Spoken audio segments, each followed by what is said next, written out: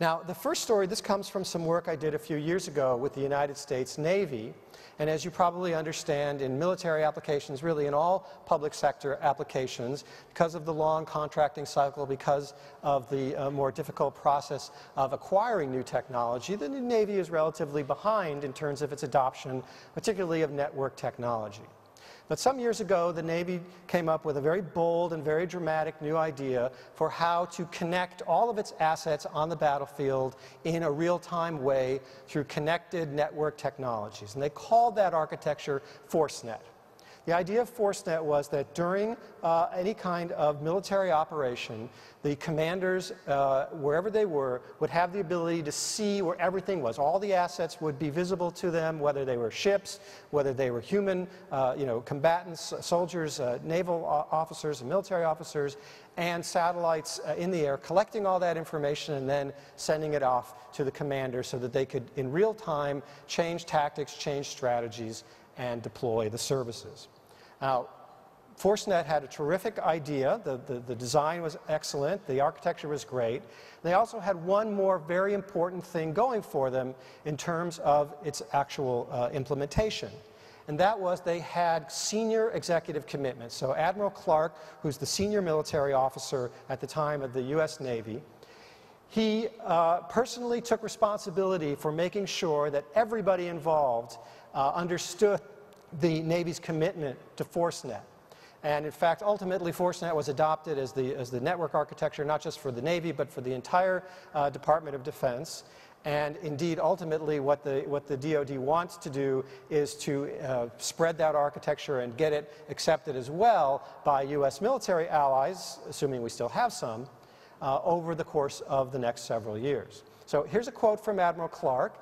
He's speaking to a group of defense contractors in 2003, and he says, I want everyone here in industry to remember that Vern Clark, so military officers like to speak of themselves in the third person, he's talking about himself. He says, Vern Clark said here today, we will never build another capacity that doesn't fit into the ForceNet architecture for the future and ensure that everybody is netted and connected. That's our future. Right? Great. Military senior commitment, exactly what you want, a connected architecture, perfect. There was one problem.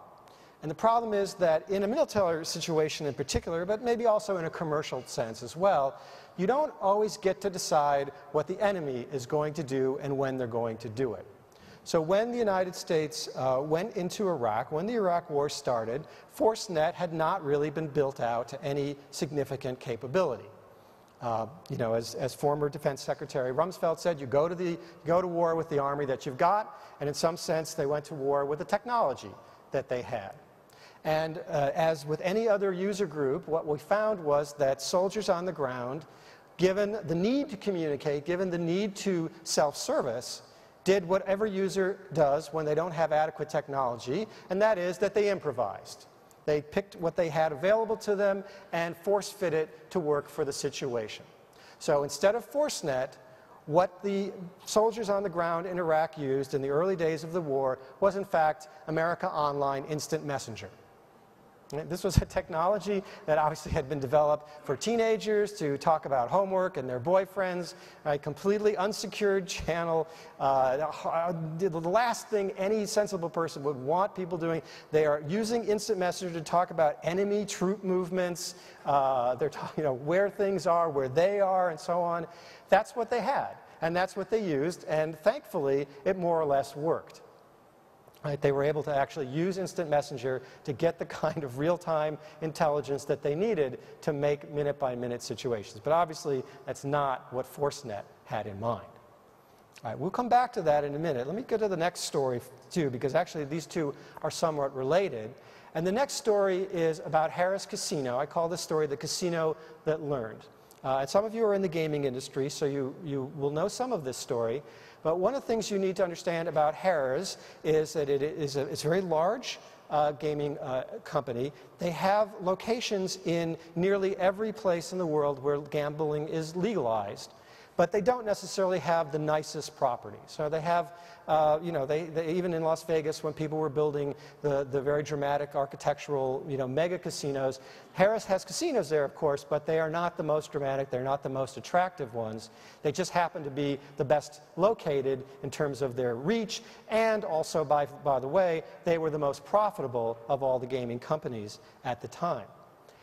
But Harrah's understood that they needed to improve their position, and they didn't think it was easy to do that by changing the infrastructure. They couldn't just tear down all the buildings and put up new ones.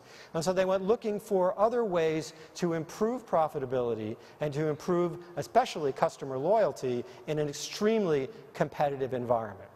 And one of the things that they realized was that they had one asset they weren't making much use of, and that was their Total Rewards program. It was a loyalty program which, you know, like many loyalty programs, the more you did business with them, they would give you various perks, upgrades, better rooms, free meals, check-in, you know, a dedicated check-in line at the hotel and so on.